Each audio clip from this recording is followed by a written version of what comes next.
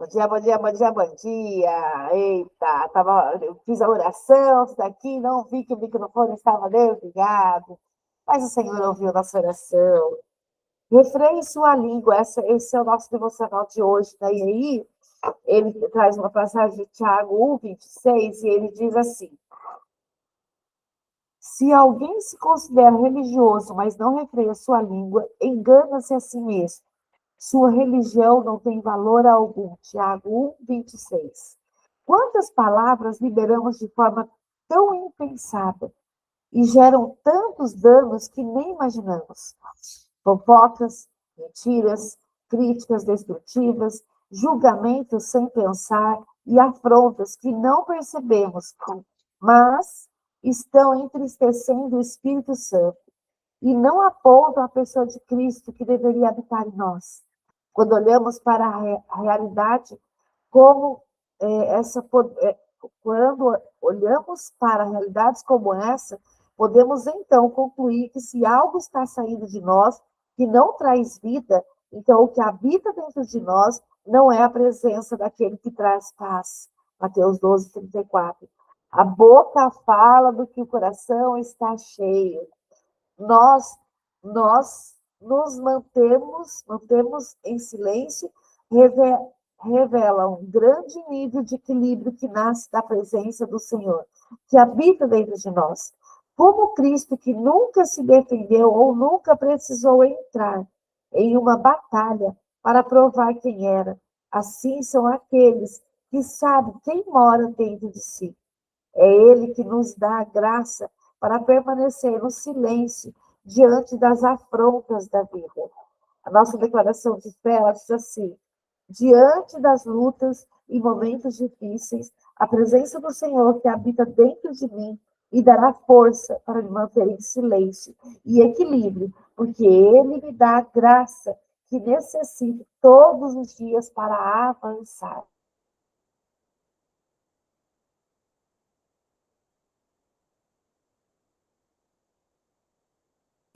Muito bem. Olha que lindo, né? A gente tem que cuidar muito sempre o que está no nosso coração. Né? Aquilo que está no nosso coração, porque a nossa boca fala do que o coração está cheio. A palavra diz isso, né? Nossa boca fala do que o coração está cheio.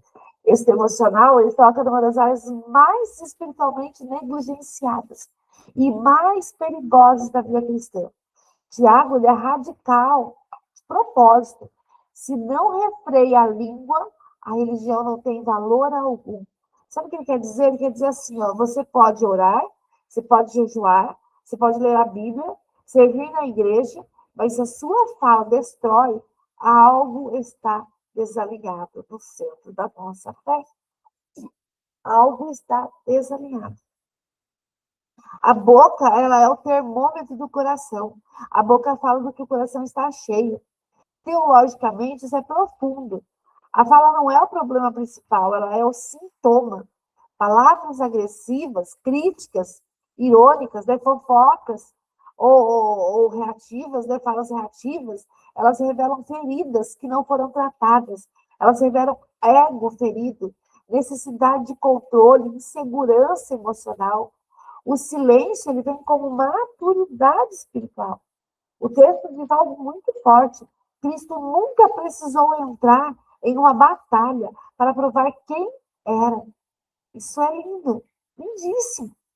Porque Jesus não se explica o tempo todo, não se defende de tudo. Ele não reage a toda provocação. Quem sabe quem é Deus? Quem sabe quem é Deus não precisa vencer discussões, precisa preservar o coração. Refrear a língua não é repressão, é autorregulação emocional. É perceber o que eu estou sentindo antes de falar. Será que eu estou sentindo raiva, frustração, carência, orgulho? Quando eu trato o afeto, a fala se organiza sozinha. A maior revelação do texto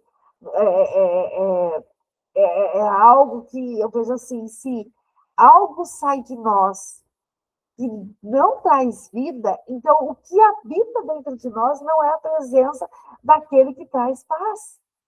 Isso é sério, isso é libertador. Não é sobre ser perfeito, é sobre quem está ocupando o centro da nossa alma. Espiritualmente, nós estamos falando de maturidade. Maturidade não é falar bonito sobre Deus, é falar de forma que Deus se reconheça em nossa voz. É falar de forma que Deus, ele próprio fale assim, estou falando de mim, ele reconhece. Ele reconhece. É lindo, né? Por isso que nós temos que meditar na palavra do Senhor. Por isso que nós temos que guardar o nosso coração sempre, o tempo todo. Guarde o seu coração. Guarde o seu coração. E aí, ó, eu quero fazer a leitura agora. Eu, vamos fazer a leitura de Lucas 19, do 1 ao 27.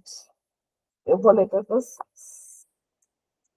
Eu vou ler para vocês com muito amor. 19, do 1 ao 27, não. Hoje é dia 26. Lucas 19, 28 ao 48. Vamos ver o que ele diz? Jesus entra em Jerusalém. E depois de dizer isto, Jesus prosseguia a sua viagem para Jerusalém. E aconteceu que, ao aproximar-se de Betfage e de Betânia, junto ao Monte das Oliveiras, Jesus enviou 2 dos seus discípulos, dizendo-lhes: vão até a aldeia que fica ali adiante, e ao entrar encontrarão preso um jumentinho, o qual ainda ninguém montou. Desprendam o jumentinho e tragam aqui. Se alguém perguntar por que o estão desprendendo, responda assim, porque o Senhor precisa dele. E indo os que foram mandados, acharam tudo conforme Jesus tinha dito. Quando eles estavam soltando o jumentinho, os donos do animal disseram: por que estão desprendendo o jumentinho? Eles responderam: porque o Senhor precisa dele. Então trouxeram o jumentinho até Jesus e, pondo as suas capas sobre o animal, ajudaram Jesus a montar. À medida que Jesus avança, as pessoas estendiam as suas capas no caminho.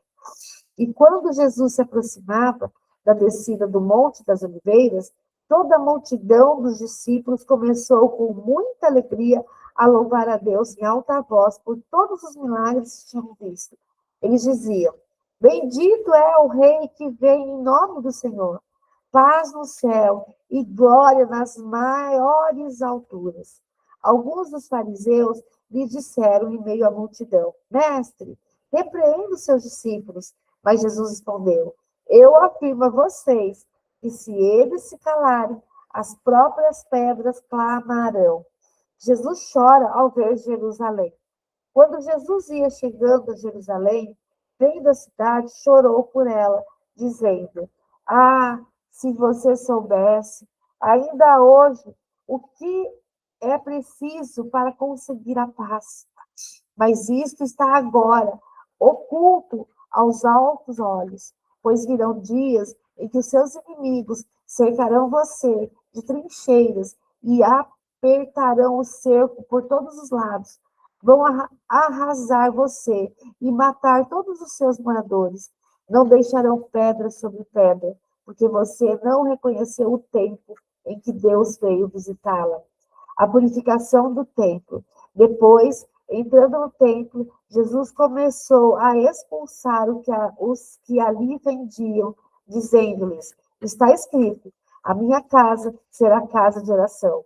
Mas vocês fizeram dela um covil de salteadores.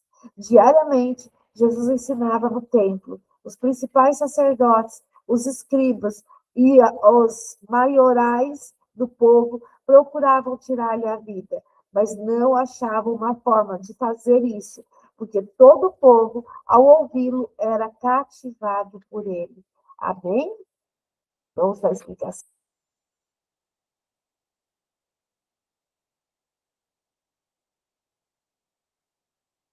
Você acorda cedo, lava o cabelo, aí a gente tem isso, né? Explicação não, uma meditação. Eu preparei uma meditação aqui para a gente em relação a essa passagem de Lucas, né? Lucas 19, 28, é uma das cenas mais intensas do Evangelho. Jesus entra como rei, mas chora. Ele é recebido com festa, mas termina expulsando. Ele é aclamado, mas rejeitado. É a revelação de um reino que não cabe nas expectativas humanas. A entrada triunfal, o rei que vem manso, Jesus entra montado num jumentinho, ele não vem com exército, ele vem com mansidão. Ele não vem tomar posse, ele vem oferecer o coração. O povo grita, Hosana, bendito que vem em nome do Senhor. Mas eles esperavam um libertador político. Jesus vinha como libertador de alma. Eles queriam mudança externa. Ele queria transformação interna. Enquanto as pessoas buscavam ali por mudanças para fora, Jesus queria mudar internamente cada um deles. Esse é um dos textos mais emocionantes. Quando ele ia chegando, vendo a cidade, Jesus chorou por ela. Jesus não chora por causa da cruz. Ele chora porque Jerusalém não reconheceu o tempo da visitação de Deus. Isso é profundamente espiritual. Não é o que Deus afasta das pessoas. Muitas vezes somos nós que não percebemos quando ele se aproxima. Deus passa, mas a alma distraída não discerne, não consegue ver, não consegue perceber, não consegue entender. Jesus entra no templo, ele expulsa os comerciantes, ele diz, minha casa será casa de oração. Aqui a gente vê o que? Uma chave. O templo deixou de ser lugar de encontro e virou lugar de troca, ruído, de interesse. Teologicamente, isso aponta para nós. O templo agora somos nós. E a pergunta é inevitável. O que precisa ser expulso do meu interior, do seu interior, para que Deus volte a habitar em silêncio e em verdade? Esse texto ele vai nos confrontar com 3 perguntas. Que tipo de rei que eu espero? Pergunta que eu faço para mim, faço para você. Um que resolva os meus problemas ou um que transforme o meu coração? Eu reconheço o tempo da visitação de Deus? Ou eu estou tão ocupado que não percebo quando ele passa? O meu interior ainda é casa de oração? Ou virou mercado de ansiedade, de controle, de pressa, de medo? Que a gente possa, essa manhã, dizer, Jesus, entender que Jesus não quer apenas ser aclamado nos meus lábios, nos seus lábios. Ele quer ser reconhecido nos meus silêncios, no seu silêncio. No seu silêncio, Jesus quer ser reconhecido. Ele não quer só entrar na minha cidade, na sua cidade. Ele quer purificar o meu templo, o seu templo, o nosso coração. Que a gente possa estar tão atento à voz do Espírito Santo, que a gente possa discernir a presença dele quando ele passar por nós. Amém? Vamos ler Gênesis? Gênesis 34. Opa, minha Bíblia dobrou aqui. Gênesis 34. 34 diz assim. Deixa eu chamar a sua Bíblia. Gênesis 34 diz assim. Ora, Diná, a filha que Lia teve com Jacó, saiu para ver as filhas da terra.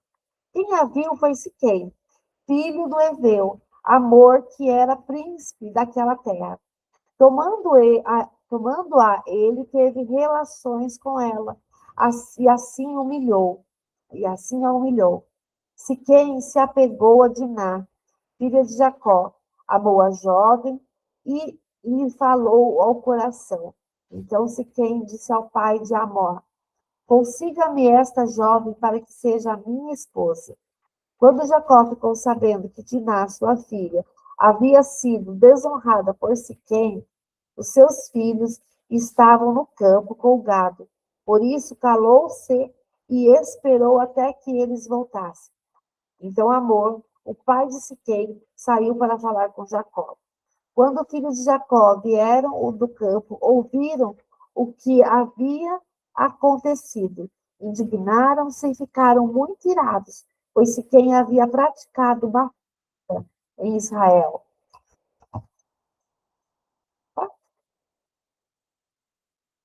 Uma afronta em Israel, violentando a filha de Jacó, que era algo que não se devia fazer. Mas Amor falou com eles, dizendo: Meu filho, Siquém está profundamente apaixonado pela filha.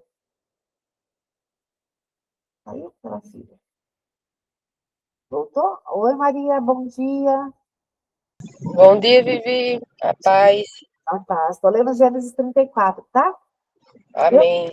meu filho, quem está profundamente apaixonado pela filha de vocês. Peço que ela lhe seja dada por esposa.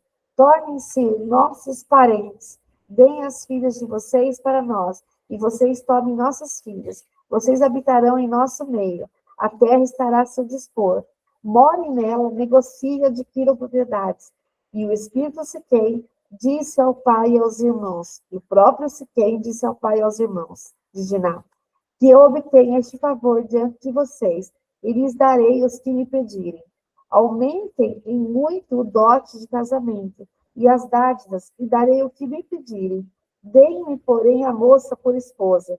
Então os filhos de Jacó, por haver Siquém desonrado Diná, a irmã deles, responderam com astúcia a Siquém e a seu pai Amor, e lhes disseram: Não podemos fazer isso, dar a nossa irmã a um homem que ainda não foi circuncidado, porque isso será uma vergonha para nós. Sob uma única condição, permitiremos que você se torne como nós, circuncidando todos os do sexo masculino. Então lhes daremos as nossas filhas, tomaremos para nós as filhas de vocês, habitaremos no meio de vocês, seremos um só povo. Se, porém, não ouvirem e não quiserem ser circuncidados, tomaremos a nossa filha e iremos embora. Tais palavras agradavam Amor e Siquém, seu filho. O jovem não tardou em fazer o que foi solicitado, porque amava a filha de Jacó e era mais honrado de toda a casa de seu pai. Assim Amor e Siquém, seu filho, vieram ao portão da sua cidade e falaram aos homens da cidade: Esses homens são pacíficos em relação a nós, portanto, desde que morem na terra e negociem nela. A terra é bastante espaçosa para conhecê-los. Vamos tomar as filhas deles por esposas e dar também as nossas filhas a eles. Mas eles só concordarão em morar conosco, tornando-nos um só povo, se todos os homens em nosso meio se deixarem circuncidar, como eles são circuncidados. Não é verdade que o gado, os bens e todos os animais deles serão nossos? Portanto, vamos concordar e eles ficarão morando entre nós. E todos que saíram do portão da cidade deram ouvidos a Amor e a Siquém, seu filho. E todos do sexo masculino foram circuncidados. Todos que saíam pelo portão da cidade. A traição de Simeão e Levi. No terceiro dia, quando os homens sentiam mais forte a dor, dois filhos de Jacó, Simeão e Levi, irmão de Diná, pegaram cada um a sua espada, entraram inesperadamente na cidade e mataram todos os homens. Passaram também ao fio da espada Amor e seu filho Siquém. Tiraram Diná da casa de Siquém e saíram. Os filhos de Jacó vieram, passaram por cima dos cadáveres, saquearam a cidade, porque a irmã deles havia sido desonrada.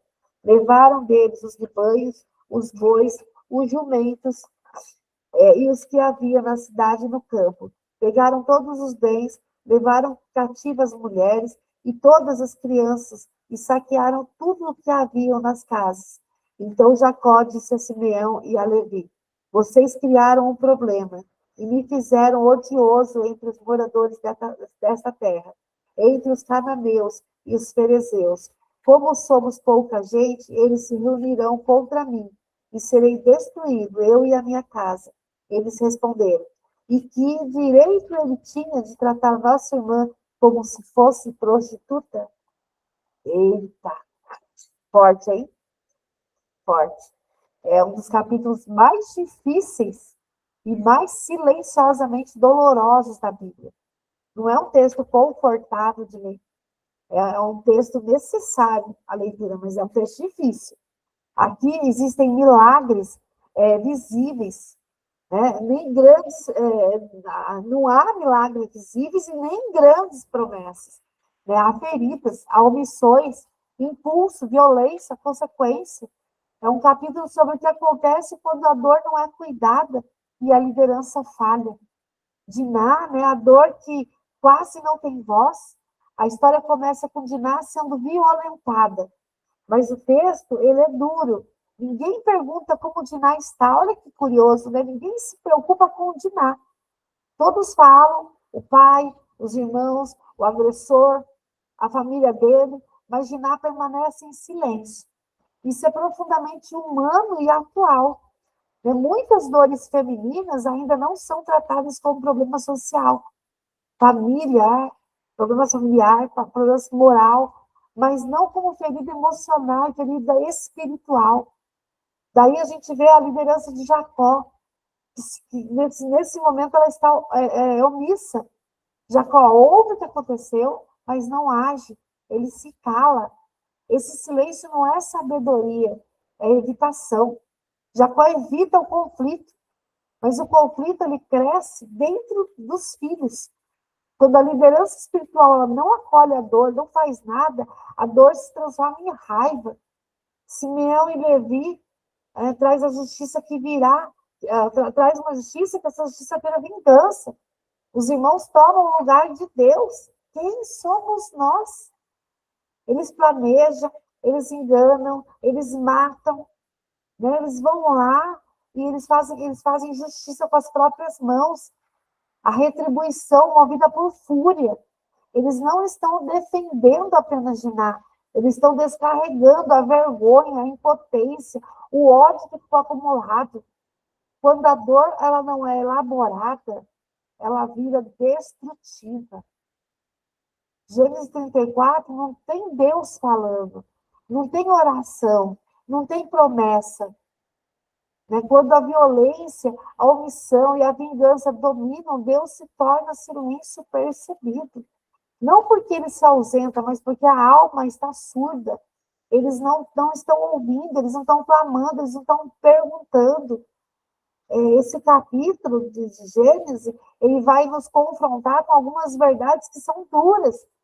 3 verdades, né? Primeiro, a dor, quando ela não é acolhida, ela gera monstros. Ela vai crescer ali, um monstro. 2, o silêncio emocional de líderes destrói famílias. Líderes não podem silenciar. O silêncio do líder destrói famílias. E 3, justiça sem Deus vira vingança. Justiça sem Deus vira vingança. Há dores que não, que quando a gente pensa, né, tudo que aconteceu aqui, há dores que não gritam, mas determinam destinos. Existem silêncios que parecem paz, mas não são só medo de conflito. E há justiças que parecem santas, mas nasceram de feridas não tratadas. Deus não quer apenas que a violência cesse, a violência acabe, chegue ao fim. Ele quer que a dor seja cuidada antes que ela vire ódio. Por isso que nós precisamos buscar o Senhor o tempo todo. Para quê? Para que essa dor seja cuidada, para que não vire ódio, para que a gente possa estar mesmo na presença do Senhor. Amém? Quer comentar, Maria? Amém, Vivi. Não, Vivi, amém. Vamos para Salmos 26. Salmos 26 diz assim: A vinda do Rei da Glória. Ao Senhor pertence a terra e a sua plenitude, o mundo e os que nele habitam, porque ele fundou sobre os mares as correntes e estabeleceu. Quem subirá ao monte do Senhor? Quem há de permanecer no seu santo lugar? O que é limpo de mãos e puro de coração, que não entrega sua alma à falsidade, nem faz juramentos com a intenção de enganar, este receberá do Senhor a bênção e a justiça do Deus da sua salvação. Esta é a geração dos que o buscam, dos que buscam a face do Deus de Jacó. Levantem as suas cabeças, ó portas, levantem-se, ó portais eternos, para que entre o Rei da Glória. Opa, estou lendo o 24, já li isso daqui. Vamos adiantar aqui, 26. Oração de um justo. Faze-me justiça, Senhor, pois tenho andado na minha integridade, confio no Senhor sem vacilar. Examina-me, Senhor, e prova-me, sonda o meu coração, os meus pensamentos, pois a tua misericórdia tenho adiante dos olhos, e tenho andado na tua verdade. Não me tenho assentado com gente falsa, e com os hipócritas não me associo. Detesto a assembleia dos malfeitores, e com os ímpios não me assento. Lavo as mãos na inocência, e assim andarei, Senhor, ao redor do teu altar, para entoar com voz alta os louvores e proclamar todas as tuas maravilhas. Eu amo, Senhor, a habitação de tua casa e o lugar onde a tua glória reside. Não colhas a minha alma com a dos pecadores, nem a minha vida com a dos sanguinários, em cujas mãos há crimes, e cuja mão direita está cheia de subornos. Quanto a mim, porém, ando na minha integridade. Livra-me e tem compaixão de mim. O meu pé está firme, em terreno plano, nas congregações, bendirei o Senhor. Amém? Eita, que lindo, né? Uma oração de um justo. A gente viu agora há pouco tanta injustiça, né? Tanta vingança, uma história sem oração, sem colocar Deus em primeiro lugar. Agora, no Salmo 26, a gente vê a oração de quem cansou de ser confundido com aquilo que não é.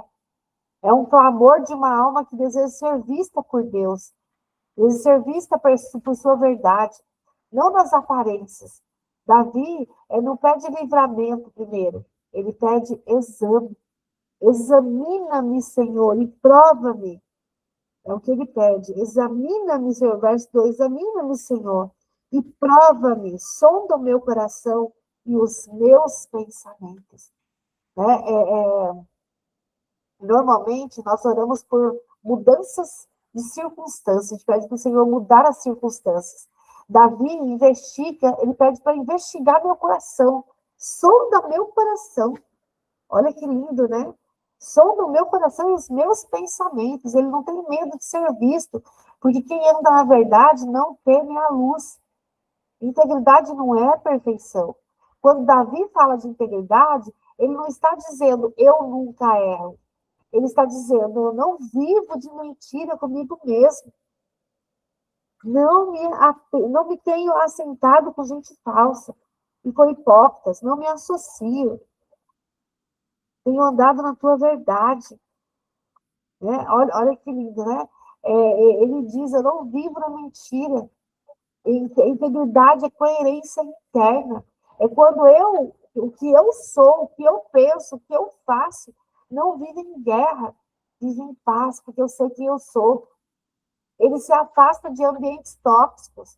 Davi diz, não me assento com os fraudulentos. Não me assento com gente falsa. Isso é sabedoria emocional e espiritual. Ambientes moldam os afetos. Companhias treinam comportamentos. Por isso que nós precisamos estar em ambientes que falem mais do Senhor. Por isso que nós precisamos estar em companhias de pessoas que ajudem a treinar os nossos comportamentos, estar alinhados à vontade de Deus. Não é arrogância, é autocuidado espiritual. Com quem você está andando? Com quem você anda determina quem você é. O altar é lugar de identidade. Lavo as minhas mãos na inocência e assim andarei, Senhor, ao redor do teu altar. O altar é o lugar onde Davi lembra quem ele é, a quem ele pertence, por que ele vive. Não é um ritual, é uma reorganização de alma. O Salmo 26, ele nos ensina a fazer uma oração rara. Deus, não me poupe da verdade sobre mim mesma. Me poupe apenas da mentira que eu conto para mim mesma. Mas que eu seja a verdade. Que eu veja a verdade em mim. que eu veja a verdade. Integridade não é viver sem falhas, é viver sem máscaras diante de Deus. Integridade não é viver sem falhas, nós somos falhos porque nós somos humanos, mas é viver sem máscara diante de Deus. Diante de Deus você pode ser verdadeiro, você pode se derramar aos pés dele, você pode falar tudo aquilo que você sente, você pode ser sincero, você pode rasgar o seu coração, porque ele vê todas as coisas. Ele cuida de você. Ele sonda o teu coração. Quanto a mim, porém, ando na minha integridade, livra-me e tem compaixão de mim. O meu pé está firme em terreno plano, nas congregações bendirei o Senhor. Eu escolho Deus, eu escolho andar nos caminhos do Senhor, tem que ser assim. E assim seja. Amém? E aí, Maria, como é que tá aí? Vamos orar, depois a gente conversa. Amém. Vamos orar, daí a gente conversa. Deu para a gravação, a gente conversa um pouquinho, tá? Tá bem. Senhor Deus, nós te damos graças, Pai. Te damos graças por mais essa hora, mais este devocional. Que o Senhor possa se fazer presente, o Senhor possa sondar o nosso coração. Nos faz humilde na tua presença, nos faz, Pai, pessoas que têm desejo de estar, de andar na tua presença e quer ter discernimento, quer ter sabedoria, quer ser moldado pelo Senhor. Nos forma conforme a tua vontade, Pai. Pai, nós te entregamos o nosso dia, nós te entregamos a nossa semana, que as bênçãos do Senhor venham sobre cada um de nós, que as bênçãos do Senhor venham sobre nós, sobre mim, sobre a Maria, que as bênçãos do Senhor venham sobre nós, a tua graça, a tua abundância, a tua prosperidade em todas as áreas da nossa vida, na nossa área espiritual, que nós possamos estar cada vez mais conectados ao Senhor. Que as bênçãos do Senhor venham sobre a nossa família, sobre a nossa casa, sobre o nosso carro, sobre os nossos negócios, sobre aquilo que nós trabalhamos. Que a tua abundância, a tua prosperidade, ela venha mostrar que o Senhor está cuidando de cada coisa, de cada detalhe. Pai, que o Senhor traga um novo direcionamento para o nosso GC. O nosso GC que ele tem passado por mudanças necessárias. Mas como toda mudança, Pai, que nós possamos ser raízes aprofundadas em terreno fértil.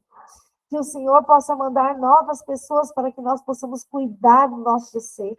O nosso GC, ele é do Senhor Jesus. Nós consagramos o GC ao Senhor. E que o Senhor tem liberdade para trazer pessoas, trazer novas pessoas. Que o Senhor traga um novo direcionamento para o nosso GC. Nós nos colocamos à sua disposição, Pai, para que o Senhor possa conduzir o nosso GC da sua melhor maneira. Traga as pessoas que precisam ser cuidadas, que precisam ser olhadas, que precisam ser acolhidas.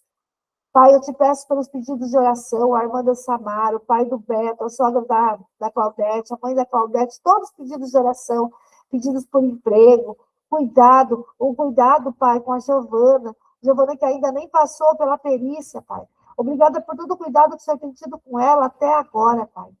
Obrigada por tudo que o Senhor tem feito. A tua proteção esteja sobre o meu marido, sobre o meu esposo, sobre esse novo trabalho dele. Pai, que a tua proteção esteja sobre cada um de nós.